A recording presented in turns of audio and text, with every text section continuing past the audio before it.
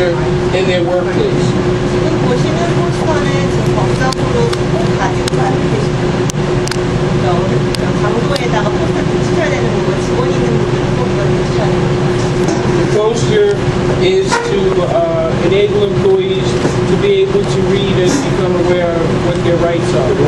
이 포스터를 붙이는 목적은 직원들이 자기가 가지고 있는 법적 권리에 대해서 알 수 있는 정보를 가지고 있는 포스터입니다. For the presentation this evening, I'm going to give you somewhat of an introductory overview of some of the OSHA requirements and then try and relate some of that information to your day-to-day activities. We're going to go over some topics such as your responsibilities as an employer under the OSHA standards, what some of the standards require of you as an employer, why OSHA inspections are conducted.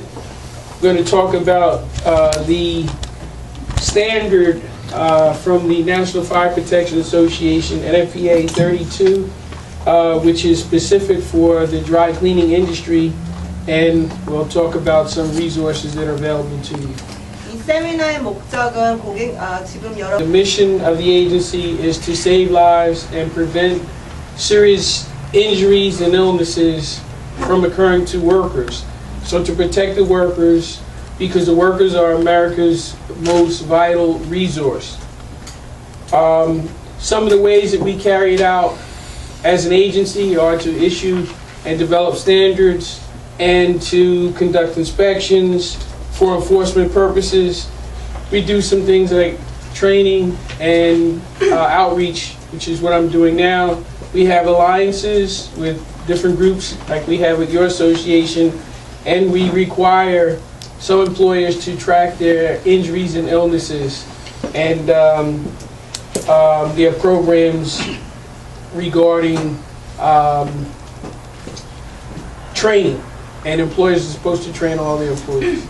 1970년 닉슨 대통령 미하에서 시작된 오샤 지금 관리를 하고 있습니다. No, not a problem. Some of the OSHA requirements of employers are: one, to provide a safe and healthy work environment to all employees, to comply with the OSHA standards, and as such to get your employees to comply with the standards as well. Provide training, as I mentioned before, regarding those OSHA standards. Keep track of the injuries and illnesses, and not all industries are required to maintain OSHA record keeping, but those that are, they're required via their standard industrial code, their SIC code, or NAICS code, the NAICS code. If there's a requirement via that code and they have 10 or more employees, they would have to maintain an OSHA 300 log. Then there's things for exams, if there's a requirement for medical tracking, and employers are not allowed to discriminate against employees for filing a complaint for having their right to have a safe and healthy work environment. If companies are inspected and they're cited, they're supposed to post a copy of the citation for the employees to see. So 오샤에서 지금 여기 리스트에 있듯이 지금 일하는 장소에서 무슨 안전과 그다음에 아픔 질병을 레코드를 하고 그다음에 아픈 사람들을 리포트를 하고 그다음에 그런 일이 있었을 때마다 보고를 하여서 좀 더 구체적인 그 질병에 관한 거나 안전 보장에 관한 그런 내용을 오샤가 기록을 합니다. 그리고 만약에 직원이 질병이 생겼거나 안전 문제가 있어서 그 회사를 고발을 했을 경우에 거기에 대해서 저희가 직원을 discrimination을 하는 거나 그렇게 하는 것이 불법입니다. 그리고 만약에 오샤가 와서 이 직장을 인스펙션을 했을 경우 거기 사이테이션이 붙었으면 그것을 직원들에게 통보를 해야 합니다. Some of the standards that the dry cleaning industry are held accountable for I've listed here. There's a long list of standards, so this list includes some of those standards, but definitely not all. They're listed under what is called 29 CFR 1910. The 29 is the number that is assigned for the Department of Labor. All government agencies have an assigned number. So 29 is the Department of Labor's number. The CFR stands for Code of Federal Regulations. Any document that is a government document that is published is listed under what we call a CFR, or Code of Federal Regulation. And 1910 are the standards for general industry. They include 1910 Subpart E, which I decided to list a few because of your industry. You're responsible for maintaining and ensuring exit routes and having emergency action plans in the event that there's a fire or explosion. Your employees need to have a safe means of egress to be able to get out, so you can't have, during the working situation, locked doors or blocked passages.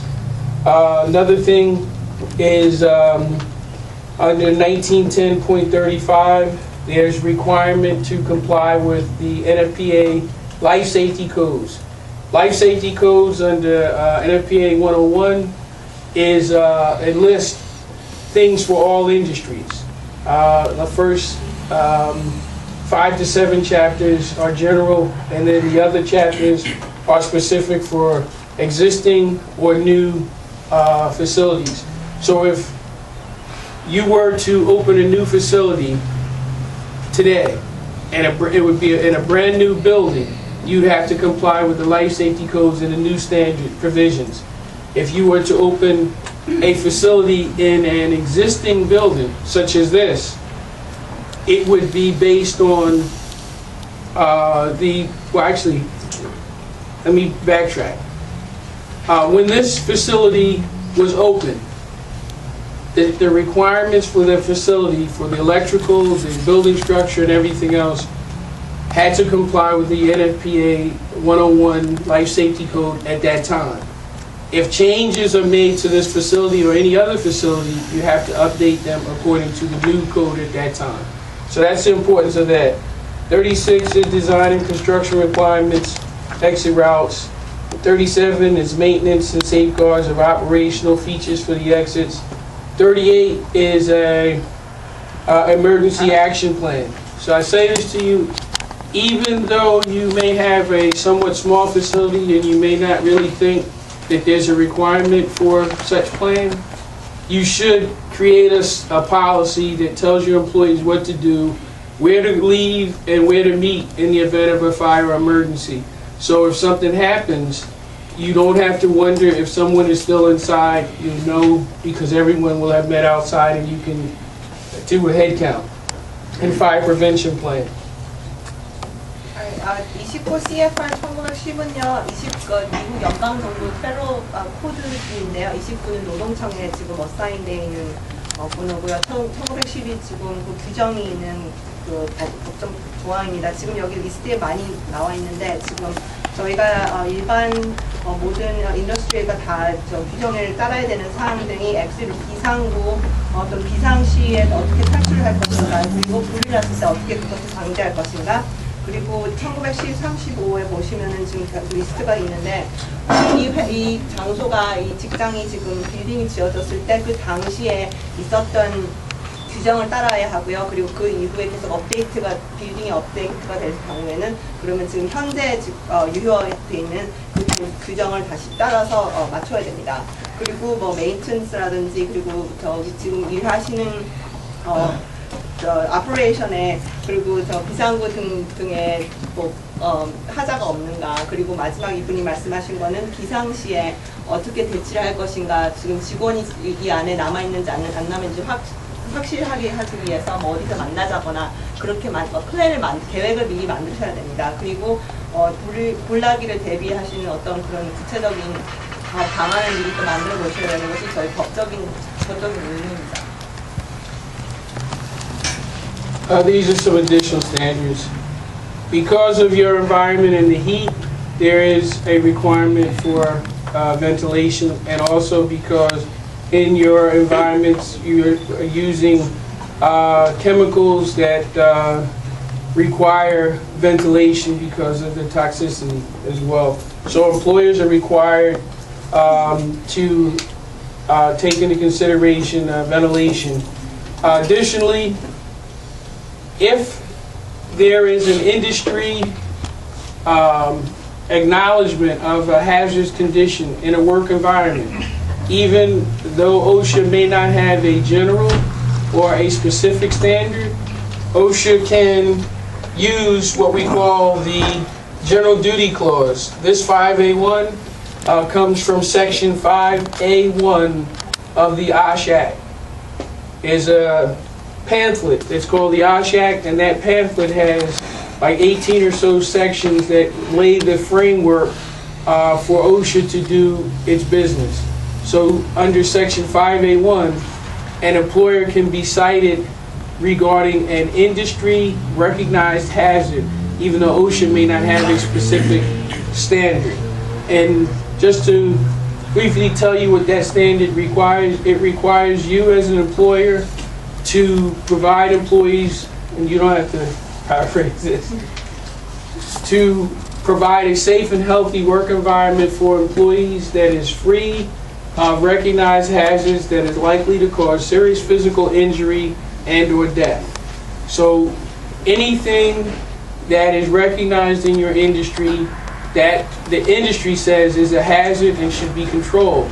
If OSHA did an inspection and it wasn't controlled, they could cite you referencing this document and referencing the industry document, as in NFPA, whether it's NFPA 70, NFPA 30, NFPA 32, an ANSI standard, or some other recognized provision.